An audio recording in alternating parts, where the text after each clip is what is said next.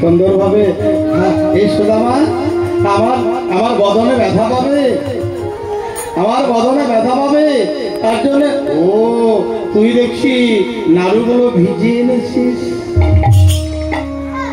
সত্যি সুদামা তোর সখা প্রেমের ভালোবাসা অবর, এই ভালোবাসা আমি বলতে পারবো না।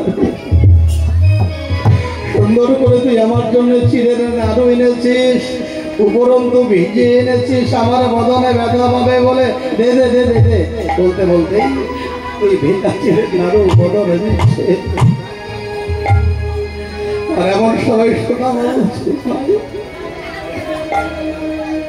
আমি তোর জন্য চিড়ের নাড়ু এনেছি, কথা সত্য, কিন্তু ওই নাড়ু আমি ভিজিয়ে আনিনি রে ভাই। আরে ওই নাড়ু তো আমি ভিজিয়ে আনিনি, তাহলে তাহলে এই নাড়ুগুলো ভিজে কেন রে? কেঁদে কেঁদে সুদামা বলছে ভাই সখা রে, দেখ দেখ ওই চোখের জলে চিরে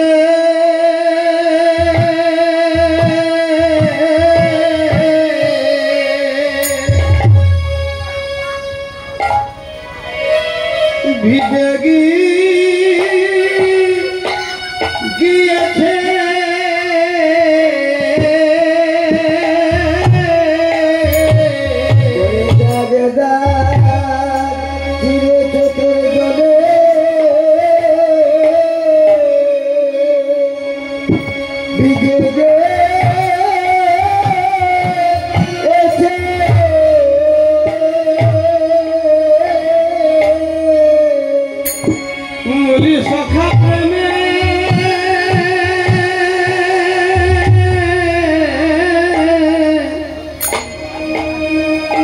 সখা প্রেমে পাগল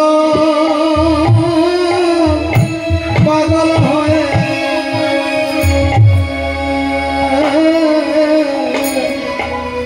আমার চোখের জলে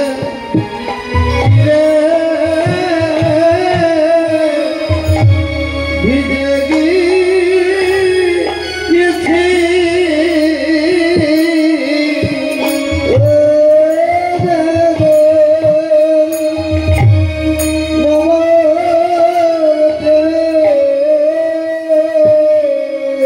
কৃষ্ণ বলে কেঁদে কেঁদে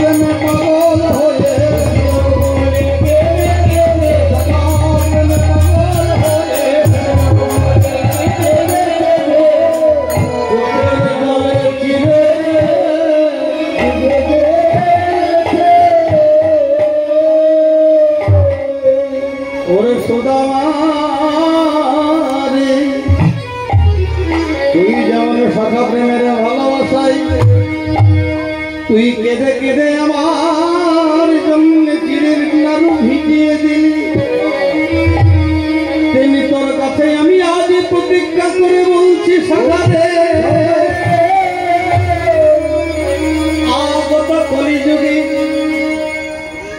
আগত কলিযুগে গিয়ে আমি যদি কোনো ভক্তের কাজ হবে মাটির পাত্রে করে মালসাই করে পরিপূর্ণ করে যদি কোনো ভক্ত আমার জন্যে পারলে চোখের জলে না পারলে কোন পুকুরের জলে বা গঙ্গার জলে বা সাগরের জলে যদি আমার জন্য মালসা পরিপূর্ণ করে চিরে ভিজিয়ে দিতে পারে তাহলে আমি আগত কলিযুগে গিয়ে আমি তা সাদরে গ্রহণ করব। দেখবেন আমরা ভক্তরা একটা মালসা ভোগ বলে কথাটা জানা আছে কি? জানা আছে কারো? জানেন না?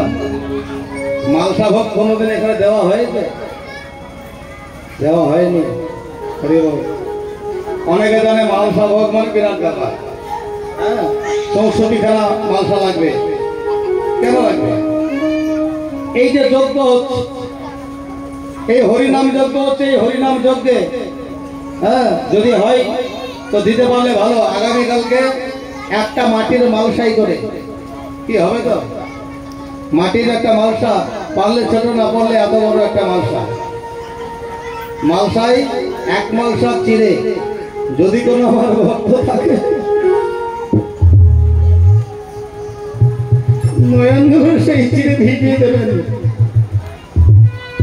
আর যদি না থাকেন তাহলে যদি গঙ্গার জল থাকে বা পুকুর থাকে বা টিউবওয়েল ট্যাপ কলের জলে সামান্য এক দানা মিষ্টি আর একটা পারলে চাপা কলা, না পারলে যে কোনো একটা কলা দিয়ে মালসা চিড়ে ভিজিয়ে আমার প্রমোশন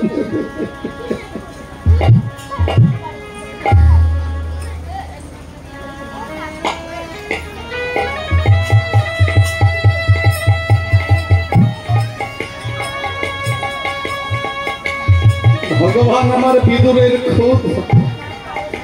খুব সেদ্ধ আর লবণ দিয়ে সেদ্ধ করা শাক সেদ্ধ দিয়ে পরম আনন্দ সেবা করেছিলেন। আর ভগবান আজ সখা নমন জলে ভেজা চিরার মনের আনন্দ সেবা নিল। তাহলে এখন প্রতিজ্ঞা করে বলল সুদামা কলিযুগে গিয়ে আমি ভক্তের নয়ন বাড়ি যদি না হয় তাহলে ভেজা চিরা একমাত্র এক মাংস ভেজা চিরা আমি গ্রহণ করব। আমি আজ কথা দিলাম।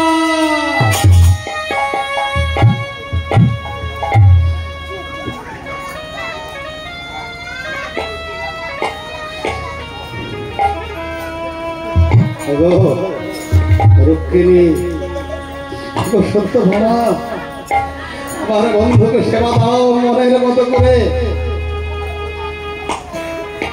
সত্য ভামা তুমি বাতাস করো, পাখার বাতাস দাও। এইভাবে বন্ধুর সেবা করছে। আমরা কি করি? আমরা ভক্ত হয়ে ভগবানের সেবা দিই, ভক্ত হয়ে ভগবানের পূজা দিই। আজ আমার ভগবান নিজের হাতে ভক্ত স্বরূপ সুদামার সেবা দিচ্ছে, চরণ পূজা করছে।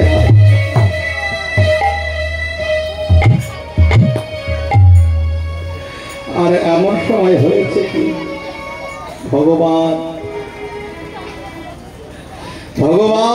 সুদামার গৃহে গিয়ে এক বৈষ্ণবের রূপ ধারণ করে গিয়ে বলছে, গো কে আছো?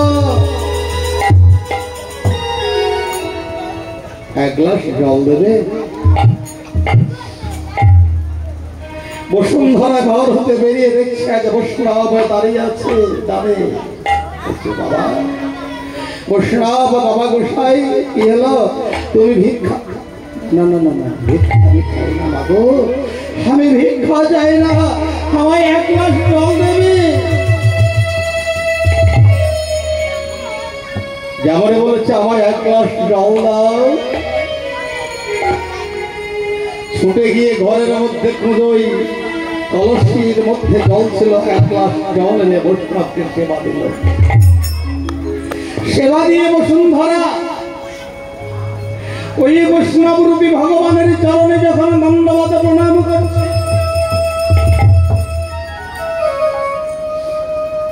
অষ্টাঙ্গ পেরে প্রণাম করল।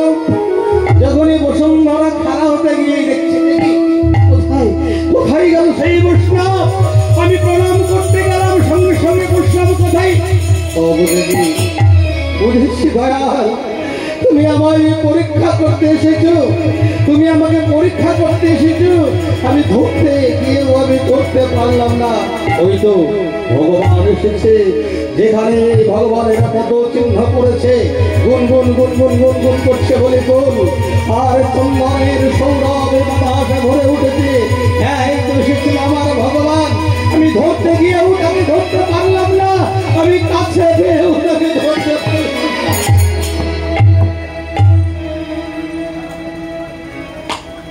পশ্চাৎ হয়ে যেমনই বসুন্ধরা, হ্যাঁ বসুন্ধরা যেমন পশ্চাৎ হয়ে ঘুরেছে,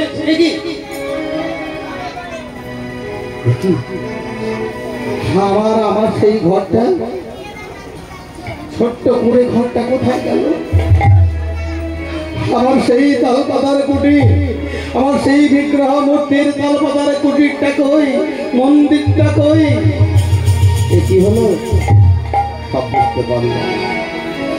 বসুন্ধরা গেল সেই একেবারে রাজপুরীর মধ্যে। সবাই সখা কৃষ্ণের কাছ হতে সুদামা বিদায় নিয়ে একটা দুই পা করে যখন চলে আসছে, হরি হরি তবে বৃন্দাবনবাসী, হরে হরি তবে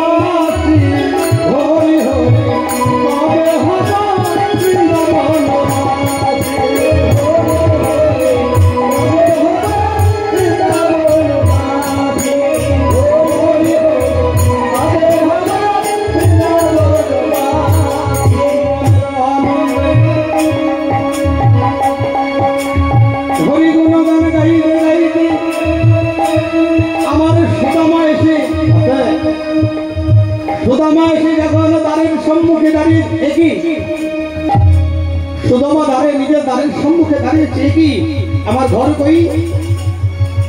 আমার সেই ছোট্ট কুড়ে ঘরটা কোথায় গেল? মুর্শিদা বলতে কেন গো, এই যে এটাই তো তোমার সেই ঘর।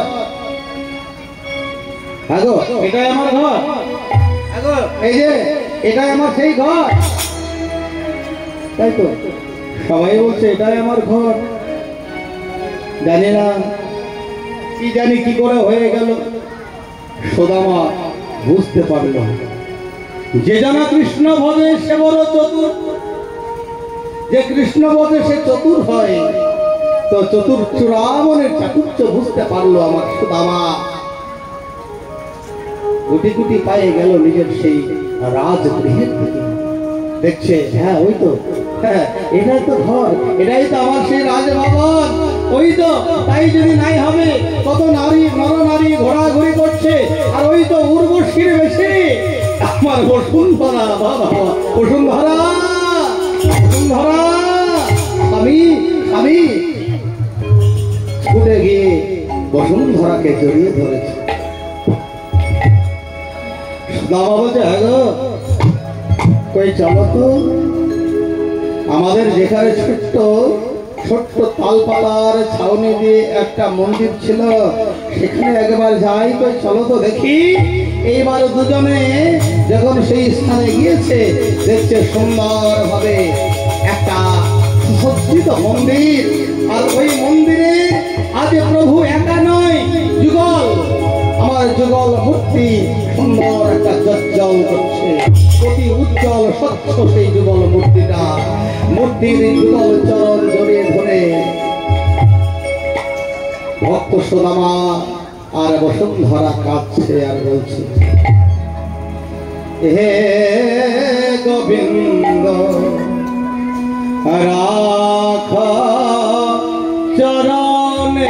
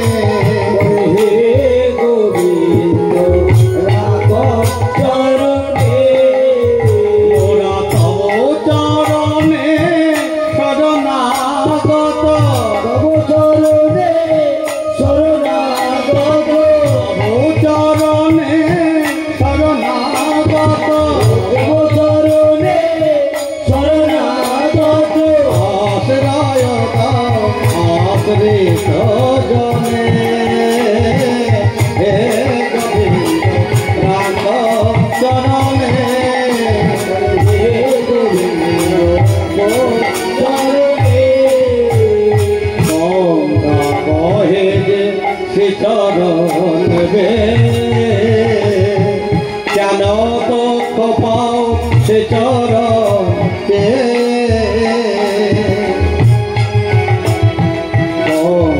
বহে যে সে চরণ বে কেন তো পাও সে চরণ পিতাব জ্বালা ধর হে প্রেহ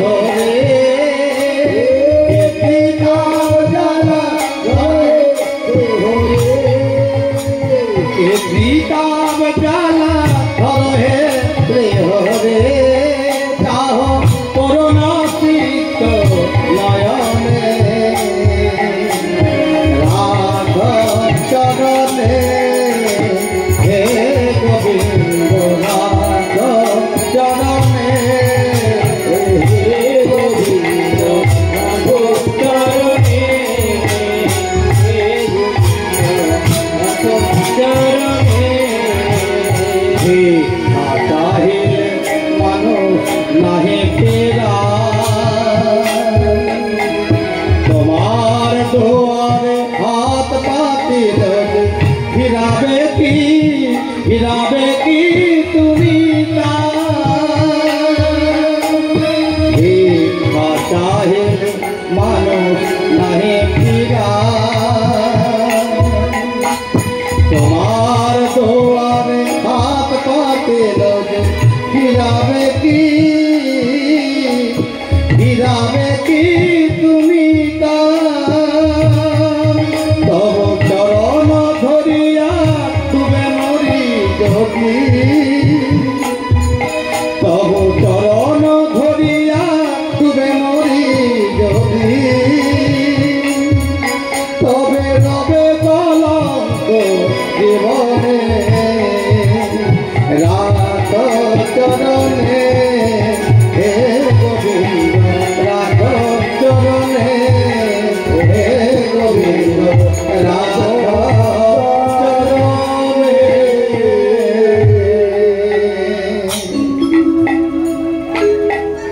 এইভাবে যুগলের চরণে যুগল আছাড় মেরে পড়ল আর তাদের জীবন যৌবন সবকিছু সমর্পণ করে দিল। এইভাবে তাদের সুখের জীবন কাটতে লাগলো। এইখানে আমার যে কৃষ্ণ সুদামা লীলা পূর্ণ হয়ে গেল। হৃদয় গৌর হরিবোল হরিবোল। আজকে দোল পূর্ণিমার দিন, তাই না? তুই একটা হোলির গান গাই, ঠিক আছে? একটা হোলির গান গাই, যেটাকে মায়েরা আবার মায়েরা কি বলে ভজন ভজন ভজন ভজন, কে বলে ভজন, কে বলে ভজন, কে বলে ভজন, কে বলে